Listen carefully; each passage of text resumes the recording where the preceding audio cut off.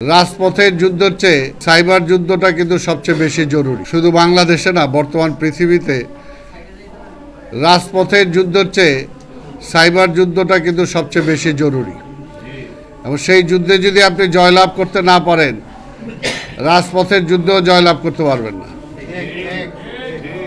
কারণ আজকে সবাই অনলাইনে, সবাই অ্যাক্টিভিস্ট বলুন, অ্যাক্টিভ, সবাই অনলাইনে ফলো করে কে কোথায় কি করছে, কি বলছে। এটা আজকে থেকে না, আমরা মুক্তিযুদ্ধের সময় দেখেছি যে ঘটনা ঘটার পর নিজের চোখের সামনে ঘটলো, তারপর সে অপেক্ষা করে বিবিসি কি বলল। সেই এই ঘটনাটা কিন্তু সবসময় আছে,